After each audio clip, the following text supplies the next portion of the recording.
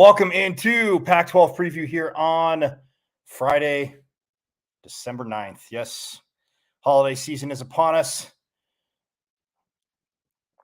And it's still sunny in the 60s here in Phoenix. I think it's going to be in the 70s later this weekend or maybe next week. I don't know. But either way, the nights are chilly, so at least we get that in this festive time of year. Yes, I am Michael Caratanino here on Sideline Sports at Diablo00. Hit me up on Twitter as we again, this is a Pac-12 preview, although yes, the only game tomorrow, I want to say the only game is Army-Navy game, which it's 123rd edition of Army-Navy. I have not got to go to one of those games yet, but that is definitely number one on a college football bucket list. My grandpa was in the Army. I've had friends in both the Army and Navy, actually all branches of the military. But that being said, just to be at this game would be absolutely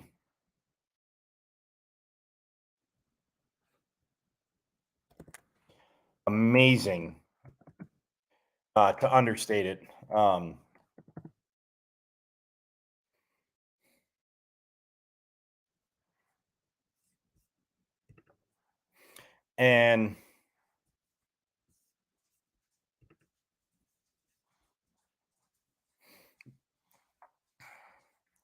But yeah, no, it's just Army, Navy, the pageantry, the tradition, the obviously like the cadets and 364 days of absolute bragging rights. But yeah, Army, Navy would be absolutely awesome to get to go to. I mean, beyond phenomenal. I do have to say that, to say the least. But so we're going to get the obviously Pac-12 bowl games, which is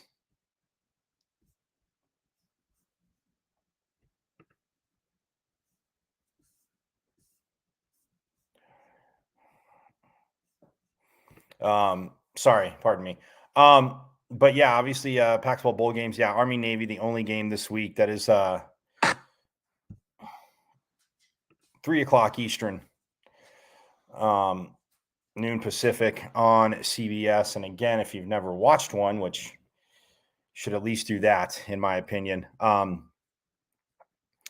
just absolutely amazing. But yeah, the pageantry, the rivalry. I mean, you see the cadets and from both branches, both military academies.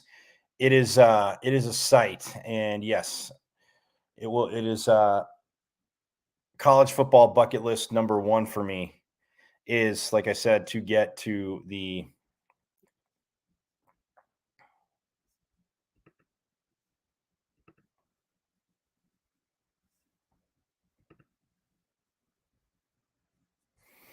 Army Navy game. Yeah, sorry, I'm just very excited. But yeah, so there's been a little bit of action in the Pac-12, like the teams that are,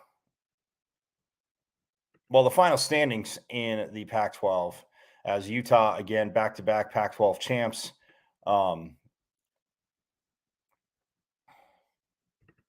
First team since Oregon, 2010. I know I shared that with you guys, but that being said,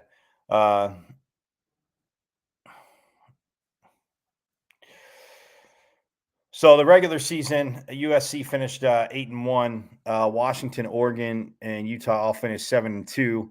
Oregon State and UCLA finished 6-3 in conference play. Washington State, the Cougs, at 4-5. The Wildcats at 3-6. Cal and Arizona State at 2-7, and both Stanford and Colorado at 1-8. Yes, you can see my get up, obviously, at Diablo00 on Twitter, but Sun Devil alum. So Kenny Dillingham becoming the youngest coach in the Power Five. Again, this man's passion, an Arizona native, coached at Chaparral high school wise, but went to ASU, is an alum. And then his coaching career just kind of, he was constantly go, go, go. But this man's passion, this man's energy, you can feel it. So he gets a job at Arizona State. And again, it's going to take a little bit of energy because there's at least 20 to 25. Between seniors and transfer portal, there's like 25 spots right now that need to be filled. So players that enter the transfer portal for ASU. So, yes, that is interesting. Obviously, Deion Sanders gets hired at Colorado. He took a lot of heat, kind of let that blow over. I know I mentioned it Monday when I was, again, not happy with the CFP top 4, just because, again, USC, that is a tough loss. They only had the 2 losses on the year. And yes, I did get some tweets from Ohio State fans saying, well, we only have 1 loss to Michigan. Yeah, once again, disdain or not, you got boated by Michigan at home and in the second half. Like, I really don't see it being any different against Georgia. I know they're trying to sell, like, oh, if Ohio State gets, if they're going there completely healthy, they definitely have a chance to beat Georgia. Well, having a chance to beat Georgia, sure, everybody has a chance to beat Georgia when the game starts. And so, yes, it just, to me, if you connect dots and you say, SC lost twice to Utah. Utah has 3 losses to Florida in the SEC, which holds so much weight, which, again, committee, if you're going to not speak out of both sides of your mouth, then, that was my point. So for Buckeye fans, again, yes, I'm not a big fanatic of your team.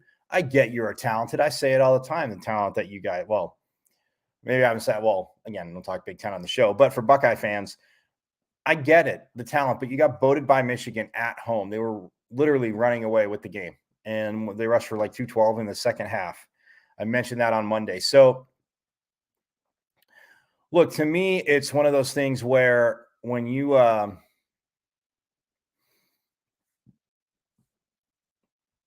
connect USC's losses, like I was saying, 2 losses to Utah. Utah loses to Florida, loses to a ranked UCLA team on the road, loses to a ranked Oregon team in Eugene by 3, who just lost a week before.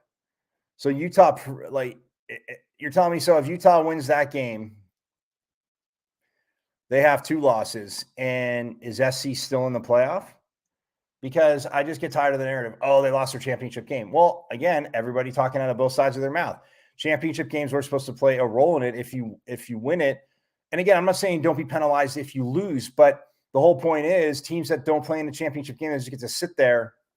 Yes, they have a whole season, a body of work. Somebody pointed that to me out on Twitter, and I said, I'm not skipping that. And if I didn't mention that on Monday, that was my bad. But I just don't think SC's 2 losses at Utah and then neutral site to Utah are so bad to where, and again, Caleb Williams got banged up. Would he have been healthy? I know I'll be in New York for the Heisman, which, again, I've been him and Bo Nix pretty much all year long. And then when Bo Nix got banged up, the numbers quite weren't the same. And then Oregon had that collapse against Oregon State. But again, one game to me is ridiculous when they say, oh, so-and-so's out of the Heisman. It's like, no, they're not. But yeah, so Stetson Bennett the 4th from Georgia, Caleb Williams, Max Duggan of TCU.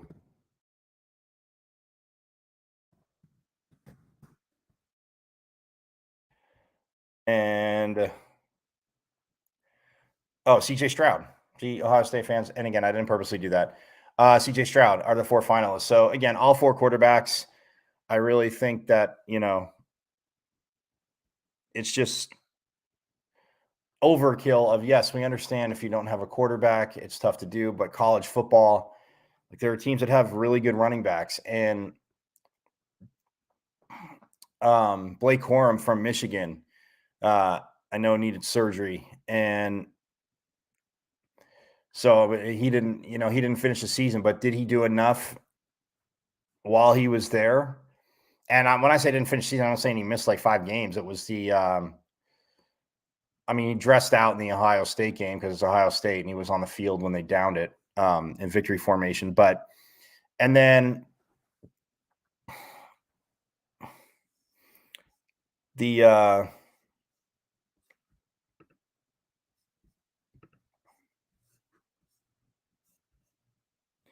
the young man out of Illinois.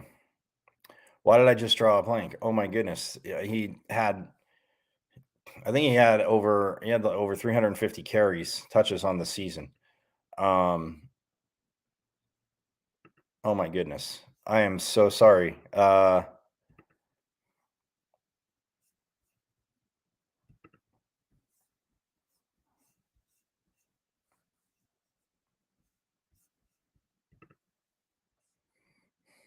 Chase Brown. My goodness. I knew it was Brown, but oh my goodness. Sorry, Chase. Yes, he had a phenomenal season. I think he had over 300 touches.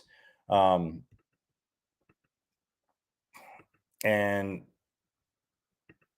it was just one of those things where, again, I mean, as in best player in the nation, not just because he had that many touches, but as productive as he was. So that's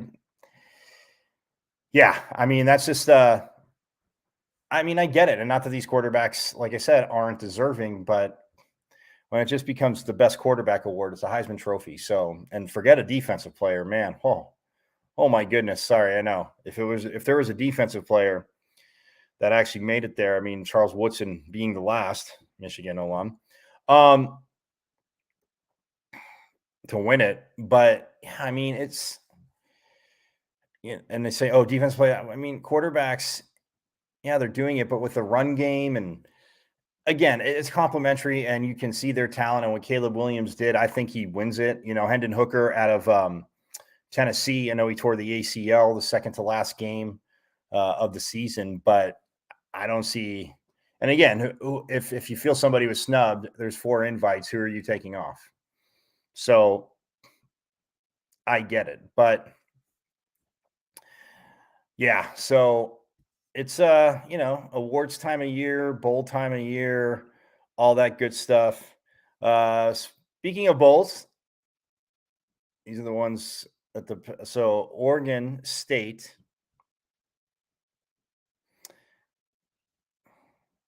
is taking on Florida in the SRS Distribution Las Vegas Bowl. That's where ASU was last year. Washington State is taking on Fresno State, the Jimmy Kimmel LA Bowl. Oregon will take on North Carolina at the San Diego Credit Union Holiday Bowl. Okay. So Saturday, December 17th, a week from tomorrow, that's when Florida, Oregon State play, and Washington State and Fresno State. Then Wednesday, December 28th, Oregon, like I said, will take on North Carolina in the San Diego County Credit Union Holiday Bowl, which is, yes, in San Diego. On Thursday, December 29th, Texas will take on Washington in the Valero Alamo Bowl. Pittsburgh, on Friday, December 30th, Pittsburgh will battle UCLA in the Tony the Tiger Sun Bowl. And then Monday, January 2nd, Tulane will play USC in the Goodyear Cotton Bowl Classic. And also on Monday, January 2nd, the Rose Bowl, the Utes, back for, again, the second year in a row, will take on Penn State. So that looks to be – so those are the bowl games. And again, I'm not going to get to every single one today. But, so that's what the Pac-12 has. 7 teams are bowl eligible, and that is where they are going. But yeah, when we get back, again, I'll go over the rankings again in the CFP where they were, and then we will start. I'm going to step aside real quick. We will start looking at the Pac-12 bowls. And again, like I said, not going to get to all of them today. That would be too much to break down anyway, and give them their due respect. And obviously in the time that they're playing, gave you the calendar of the game. So going to step aside real quick, and then we'll be back with rankings and start to preview the bowl games.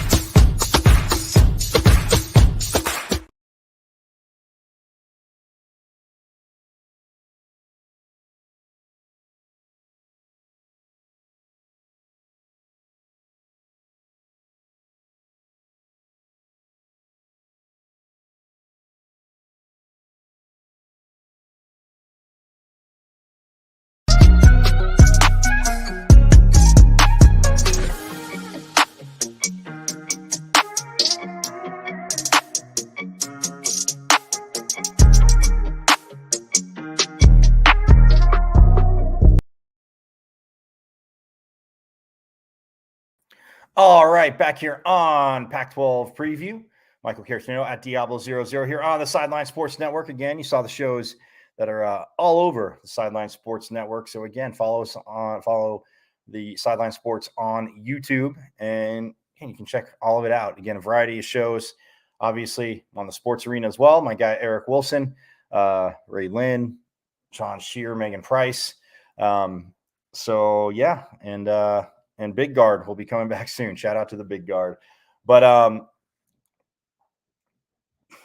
yeah, so I was going to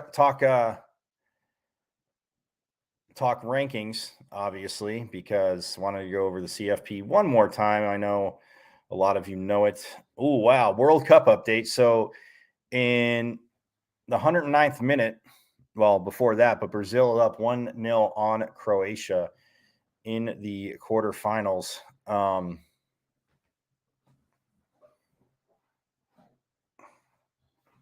And yeah, so that's that. But let's get to the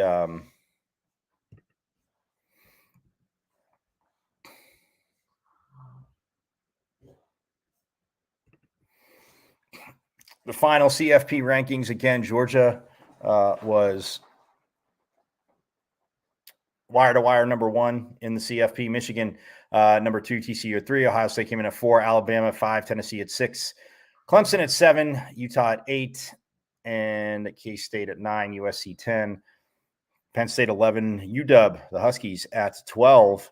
Kalen DeBoer, again, I talked about new coach hires in the Pac-12, but his first year at Washington, it's a hell of a start coming from Fresno State. But again, Michael Penix Jr., that young man, had an insane season as well. Their one tough loss to ASU in Tempe. Pardon me. In Tempe. So again, I mean, if they were 11-1, might be talking about UW in the playoffs. But nonetheless, it is what it is there, and so for UW, they were at 12, Florida State at 13, Oregon State at 14, Oregon at 15, Tulane at 16, LSU at 17. The Bruins came in at 18, South Carolina at 19, Texas at 20, Notre Dame 21, Mississippi State at 22, NC State at 23, Troy at 24, and then UTSA at 25. So that is where those teams are at, or where they finished in the final rankings. And again, I mean, so Georgia playing Ohio State, and then Michigan and TCU actually out here in the Fiesta Bowl. We'll take you. It's just funny because the AP had Clemson down at 10. They had Utah at 7 and SC at 8 after their 2 losses. So, and even though Clemson blew out, was it North Carolina in the ACC championship game, which they did, but it was just one of those huge performances by Clemson. But yeah, I mean, it's, those are the final rankings, and that's where we're at. So, you know what? I just got an update. I'm going to take a quick break, and I will be right back.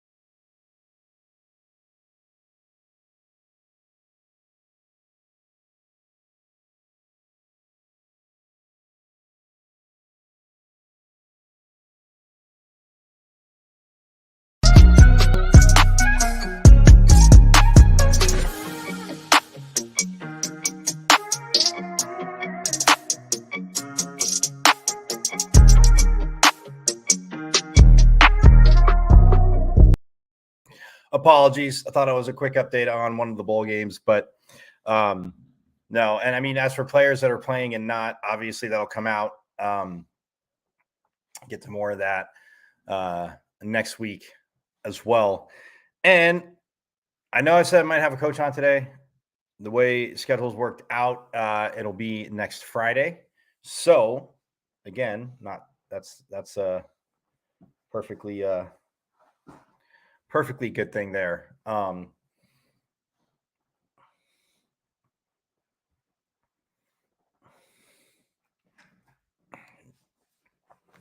But yes, let's get to bowl games as we said. I went to the rankings, and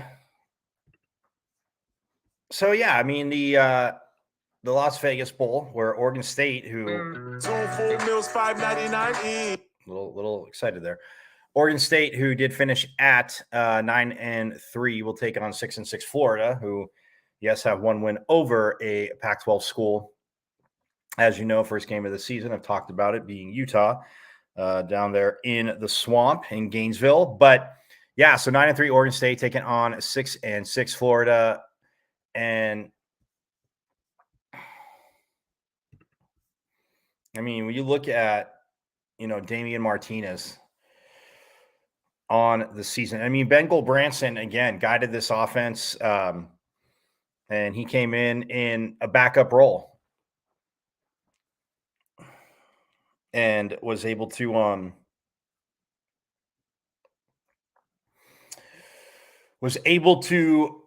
get things going. And you look at what Goldbranson did, and when you have the running back, I mean, Martinez on the season, Goldbranson went 109 and 176, 1,290 yards, 8 touchdowns, did throw 5 interceptions. But as the season went on, it was one of those things where obviously more confident in the offense and comfortable. I shouldn't say confident, but comfortable. Well, confident and comfortable, kind of going hand in hand there for Goldbranson. And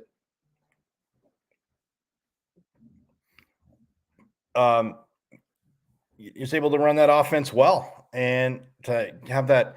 Granted, he didn't throw the ball the last 5 series against Oregon when they came back in the rivalry game, because they won 38-34, and they were down 31-17. And Goldbranson, they rushed it 19 times, I think, for like 143 yards, 4 scores.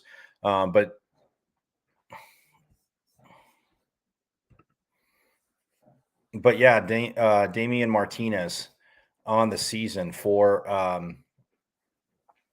Oregon State, 158 carries, 970 yards, 7 rushing touchdowns. And this young man just got stronger as the season went on. I mean, Oregon State averaging 32.4 points a game, only giving up 21.4. I mentioned that a lot. Total yards, I mean, a little low at 399.6, but again, when you're running the ball and chewing up the clock, it's that can be a little misleading, but still 399.6 a game, and they have 200 yards, just over 200 yards passing, and just over 199 rushing a game. They do allow 342.3 yards a game, 228 through the air, only 114 on the ground. I say only 114. I mean, this day and age of college football, I know people say, oh, well, pass, but and teams trying to run on them, not having the greatest of success. So, I mean, look, you see what the Beavers did. I mean, in their last 5 games, they're 4-1. They beat Colorado. They lost by 3 to Washington, beat Cal, beat ASU, and then beat Oregon. So, again, a team that just really, really hot for first-year head coach Justin Smith, too, down the stretch. And I like what Oregon State did. I mean, being able to run the ball is one thing, especially when you have a backup quarterback. And a lot of teams, masking defenses, but they were kind of loading the box, trying to say, okay, we'll give you throws if you can make them. And Goldbranson, again, as the season went on, started making those throws. So, but Anthony Richardson for Florida, real quick, we look at the other side, 176 at 327, 2,549 yards passing, 17 touchdowns to 9 interceptions.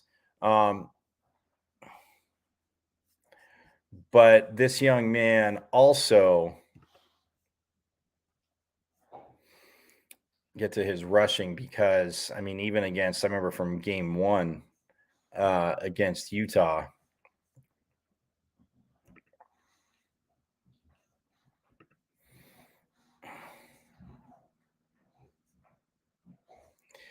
Yeah, let's see what he rushed for.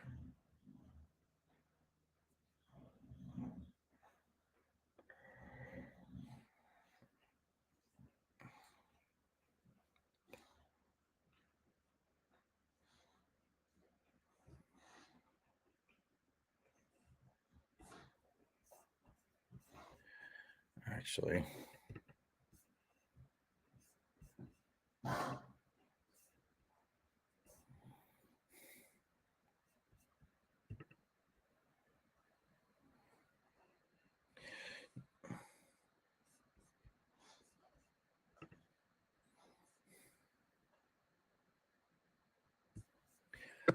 So Anthony Richardson, pardon me.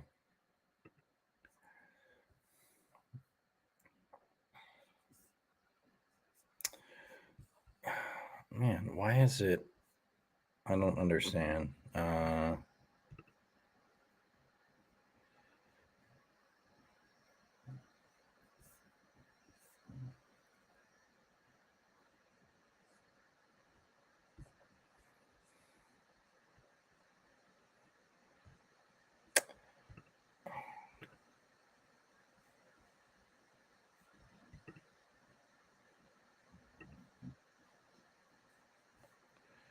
I mean, Florida did finish 6-6, but again, this young man, when he had to make plays with his legs, he was able to do that. So again, you look at it, and I mean, he had some big, granted, first game of the season, but I mean, I remember watching. There were quite a few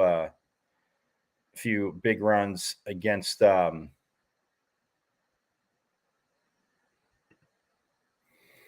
Utah.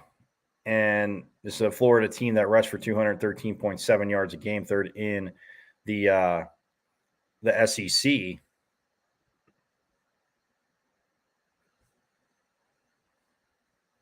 Richardson had 103 carries for 654 yards, averaging 6.3 per carry, and added 9 rushing touchdowns along with his 17 passing. So,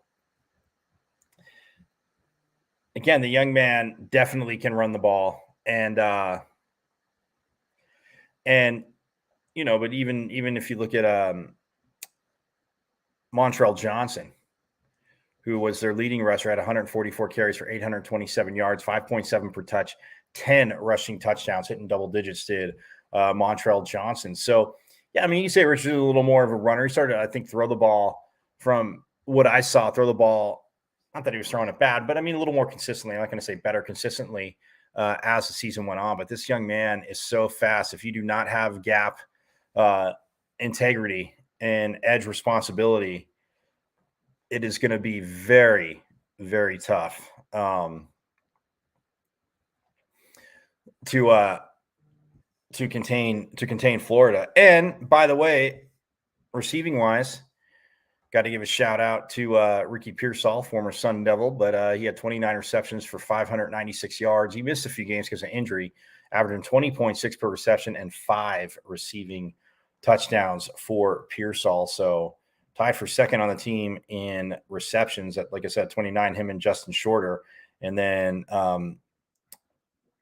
Xavier Henderson had 38 receptions, leading the team in receptions, but he had 410 yards and 2 touchdowns. So, but yeah, Pearsall, again, going to Florida. And like I said, as the season went on and Richardson, you know, able to pass, again, I take that back, not able to pass. I'm just saying Richardson passing a little more and getting comfortable with obviously a transfer portal receiver. But yeah, that's one of those things where when you look at it, I mean, Florida, you know, total yards a game in the SEC, they were 7th at 441.2. And that's, I said, total yards a game. And then passing wise,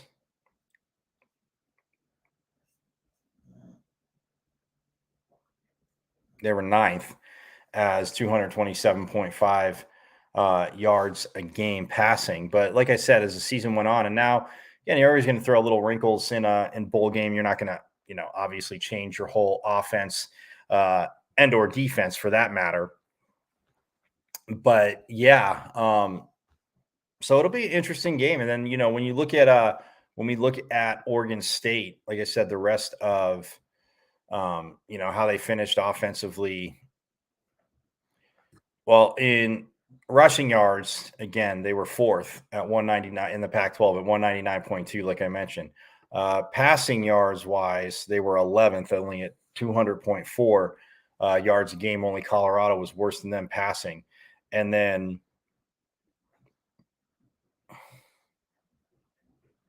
total yards, the Beavers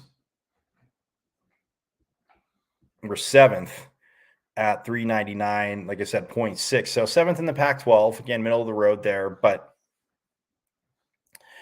yeah, like I said, it's a team that can definitely run the ball. As again, they were just a blink under 200 yards a game rushing. And, you look at UCLA, it was at 246.3, Utah at 220, Oregon at 216. So Oregon State kind of hanging their hats upper echelon wise rushing with those schools. And USC was actually behind them at fifth at 174.2. But yeah, I mean, when you look at the Oregon State defense, like I said, 21.4 points a game. That was second in the conference, points allowed. And then they were second in conference in yards allowed at 342.3. And then in sacks, though, which Utah actually won the regular season title, they had 38 sacks. USC finished with 36, Washington with 35, Washington State with 29, UCLA with 27. But those were the top five. But yeah, sack-wise, Oregon State was ninth, and they did have 17 on the season. So got into double digits, not getting consistent enough. I'm not saying they're not getting pressure, but obviously not getting the sacks at the clip, like I said, of those top five. But and able to get 17 on the season. So, and again, you want to keep it easier said than done. You want to keep Richardson in the pocket, like I said, but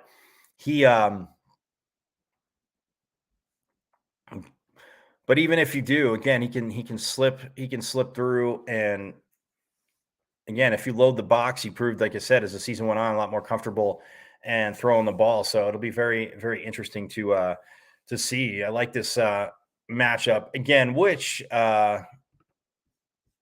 takes place on December 17th, a week from tomorrow, on ESPN at 2:30 Eastern, 11:30 Pacific. And yeah, and then right after that on ESPN, but I'll get to that on Monday. Actually, we're going to wrap up a teeny bit early.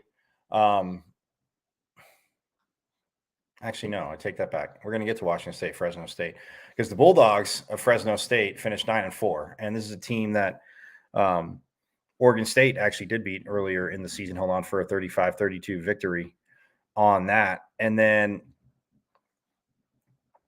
but Washington State on the season again finished 7-5 for Coach Dicker. Actually, you know what? I'm going to get to that on Monday. I want to talk about the coaches. We're going to shift. Yeah, we're going to shift. My bad. We're going to shift. I'm going to step aside, and we're going to get back. We're going to talk about Deion Sanders at Colorado. Again, the opening at Stanford as well. Saw an interesting name in the mix for that, and just wondering again how that works out. But he is an Ivy League alum, not of Stanford, but obviously. But yeah, so Deion Sanders at Colorado, Kenny Dillingham, Arizona native at Arizona State. So yeah, we're going to get to that next, but step aside and we'll be back talking new coaches here in the Pac-12.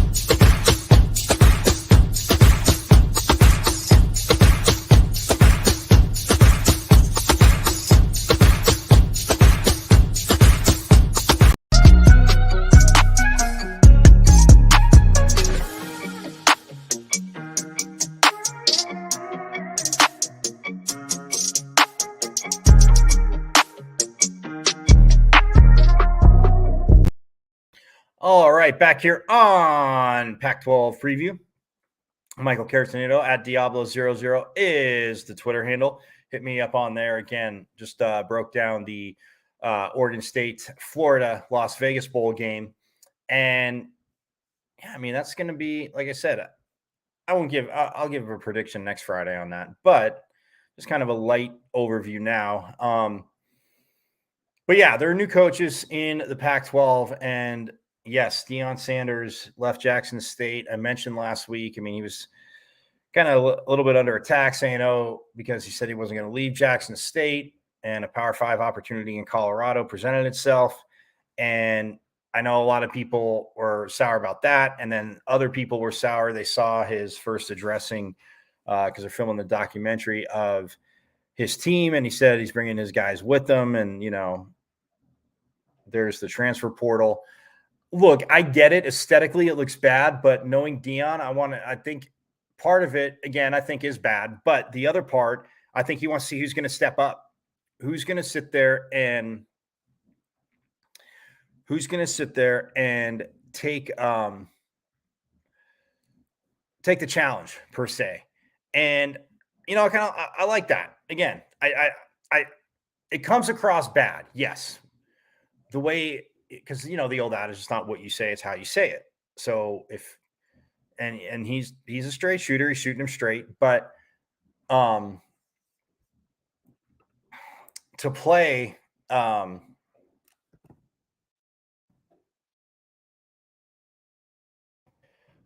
have that played and then people see it, future recruits see it. And obviously I'm sure parents of a lot of those players saw it. And again, I get the parents, when they're going to sit there, knock on the door,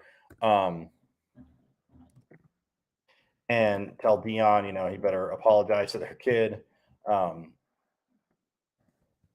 probably not going to happen.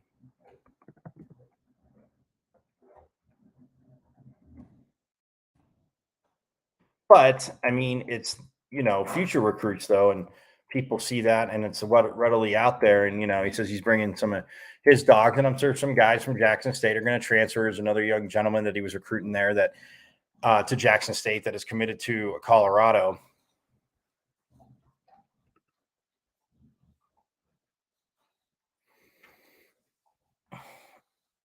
Yeah, and Jackson State, he said he was going to finish a job. They beat Southern 43-24, 12-0 season. So again, I mean, it's one of those things where, well, addressing the Colorado thing again, that's tough. Leaving Jackson State and an opportunity, anybody that's going to sit there and criticize somebody and saying, "Oh, Dion," these people like, "Oh, he's abandoning these kids," and look, he is Deion Sanders, and yes, he has that star power. Is he a Hall of Fame NFL player? That if not the best corner, arguably the best corner to ever lace him up to this point in NFL history. And from a coaching X's and O's standpoint, like, yeah, he has a good staff. He surrounds himself with a good staff, but he also has the knowledge that you need. And so I don't know, for me, the fact that he was able to get the Colorado job, I'm not going to sit there and say that. Again, I'm not in Mississippi, so to overstate the obvious. But yeah, I mean, it's an opportunity. He said in an interview that when College Game Day was there, which when's the last time College Game Day was at Jackson State? And yeah, that's Dion. Dion creates that buzz. Dion has that going. So it's, to me, look, it's one of those things where he says he got elevated, and a lot of people, he said it because he said you either get fired or you get elevated. And it's a Power 5 job. And he said it'd be crazy not to listen. A lot of people just think he's doing this to buy time to get the Florida State job, his alma mater. Look, Dion's Dion. And considering Florida State just had a winning season, I know that can change in a heartbeat. But yeah, that being said, so look, is it a great hire? Absolutely. Colorado struggling as much as they did last season. Like I said, they were 1-11 overall, 1-8. Their only win against Cal in Boulder in overtime. So, yeah, I mean, if they didn't get that, I mean, it would have been an 0 for season. And yeah, people can say Deion's, tells these guys, and they're gonna have to put in the work. They're gonna have to step up. And I think, he wants to see the ones that'll stay, the ones that are gonna sit there and, whine about it and saying, oh, he's already gonna replace me, this and that. And yeah, they can jump in the portal because he said there's the portal. But again, it comes off bad. His experience, what he did at Jackson State. To win obviously a championship there. They went 12-0 this year. I mean, he said that he was going to turn it around, build it up, and he did that. So, look, he's got some work to do at Colorado. He said, I know his son's going to transfer and play quarterback, and he said he has to earn it. And I believe Deion with that because, again, it's not just tongue-in-cheek, but, you're definitely going to have to earn it. You're going to see a little bit different, obviously, level of competition. But that also being said, I mean, what his son did at quarterback this year at Jackson State, absolutely phenomenal. So, yeah, I mean, it's a solid hire for Colorado, and and we'll see what he can do. Now, for ASU, I'm wearing this. Kenny Dillingham, obviously very excited. You listen to this man talk, and it's not even – people say, oh, did he win the press conference? Okay, yeah, a lot of people say, oh, I had a great press conference, and that's his thing. He said, he's home. And coming off, being the offensive coordinator for Oregon last year, which, again, third in the Pac-12 or tied for second in the Pac-12, 507.8 yards per game with UCLA. Washington finished with 521.7. Passing-wise, 291.5. Rushing-wise, 216.3. So, look, Kenny Dillingham, what his concepts, what he wants to do offensively will work. And he said he's home, and you got to love that. Again, he Arizona native, went to ASU, and has been at Memphis, was at Auburn for a year, was at Florida State. And, Mike Norvell obviously had that connection from ASU when he was here. So, look, the staff he's brought in so far, and now he's got to hit the portal. Some guys have hit the portal. And again, I mean, that's their prerogative. They can get a new coach comes in, and they signed up to play for a coach last year. Obviously, Coach Iguano took over for Herm Edwards as an interim point, and he kept Coach Iguano on staff. Said it's been, it's definitely been a huge help to him. Not so much with the lay of the land recruiting wise, the recruiting board and all that good stuff, and talking about keeping the best guys here. And you've heard coaches say that before, but for Coach Dillingham, he brought back obviously Charlie Regal was a head coach. Chaparral won a few state titles, and Kenny Dillingham was his offensive coordinator. So Charlie Regal, assistant head coach, special teams and tight ends, is what he'll be in charge of. And again, the passion that this man has and speaks and can put into a program, not that he wouldn't have it if he was, some people say, oh, well, if he was still the offensive coordinator, obviously, yes, one step down-ish, but different than being head coach. But the love that he has, obviously, for this university and what he wants to do to turn it around, and the staff, like I said, that he's bringing in. Now it's time, between now and spring ball to see, what they can add from the transfer portal. And again, what guys, again, with the coaching change that, may have were about to commit and then saw that Herm Edwards was let go. So now they want to wait and see. And if they haven't committed anywhere else, but yeah, there's a few guys, and there's a few big local guys that he's sending the right message to. But it's not even about sending the right message. It's a message that he believes, he breathes it, he speaks it. And again, it's speaking it into existence. But yeah, he's got the energy. He is going to be fired up, addressing the team, obviously not saying what he said to everybody, but it's talking about making, turning it around, making the university excited to come watch football. And obviously for fans, there's, a lot to do, but, make it an event, make it exciting. And obviously he understands that's winning. Can't just be, pregame excitement. It's got to be winning on the field. And yeah, he's got a little bit of an uphill challenge. But again, with the transfer portal, once again, I mean, you can go from a 3-9 season to, say a 9-3 season, right? So it'll take a minute, but we'll see what happens in the transfer portal. We'll see who might come in. And about what commits Arizona wise, but even other commits that want to play for a guy that again has that vision, has that passion, and will bring it every day, like he's saying in practice, bringing it every day in practice. So come game day to connect the dots, but to overstate the obvious, you're right there. And yeah, there's going to be days like energy might be kind of at practice, and every coach knows that, and how you mix it up, and not that the players aren't engaged, but how you mix it up, keep them engaged a little bit, and going from there. So look, it's a great hire by ASU.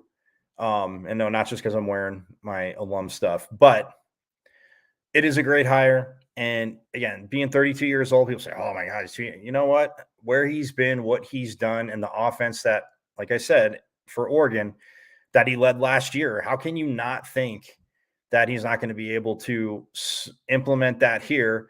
And again, see improvements next year. We'll see what happens, but it's excitement, man. It is absolute excitement, and he's pumped up. He's got that message, and it's not just okay. I got to be pumped up for interviews, but the football knowledge, the creativity, and again, the coaches that he's brought in.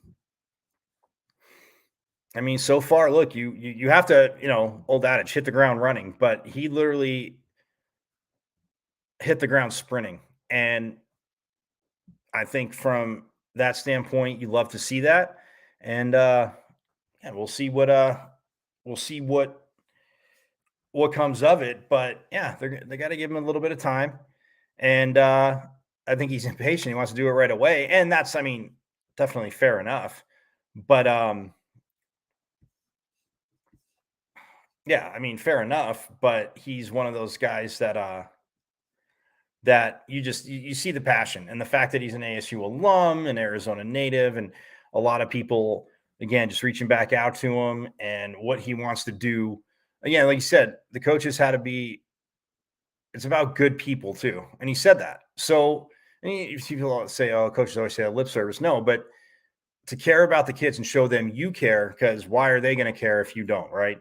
Anybody and any not just coaches and athletes, but why is somebody going to care about something if you don't? So look, I think ASU hit it out of the park with Kenny Dillingham. He's young, and not just because he's young, coaches obviously have energy and their staffs have energy. So I'm not saying that, but man, I think they hit it out of the park, and we'll see what happens there. Stanford, lastly, Jason Garrett was mentioned to have interest in the job, and Stanford might have interest in Jason Garrett. And again, going from college to pro, everybody says is culture shock, obviously. And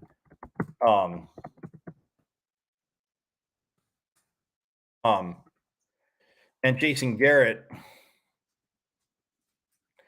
also went to Princeton. So again, it may have, I mean, he's a longtime coach, obviously, of the Cowboys.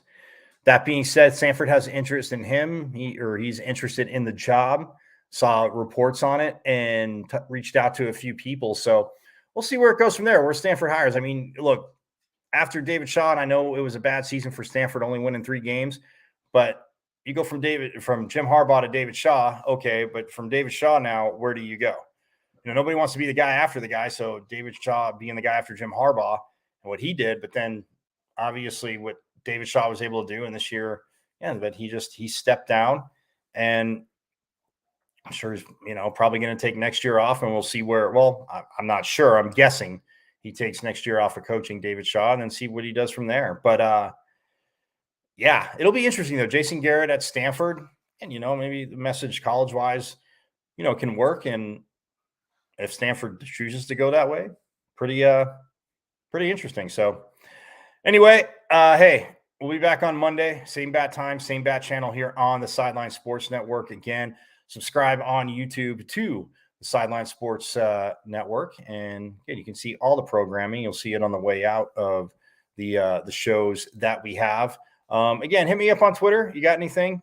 And Pac-12 wise, but even college football wise, hit me up not a little bit, hit me up a lot bit. Hit me up on Twitter, and we'll go from there. But the bowl games, and again, we'll get to more on Friday. And yeah, throughout bowl season or on Monday. Sorry. Well, we'll get to the predictions on next Friday, but Monday, we'll get to previewing more bowl games. Pardon me. And if there's any, obviously shift in the job at Stanford, we will see what happens there. But gonna hit the road again. Thank you to everybody at Sideline Sports. My boy Eric Wilson, again helping all this out and helping me out with all this. And like I said, don't forget to subscribe on YouTube to the Sideline Sports Network and check out all the great shows. So I'll get out of here. I will see you Monday, same bat time, same bat channel. And like I always like to say, Conference of Champions does rock, but forks up. I'll see you Monday.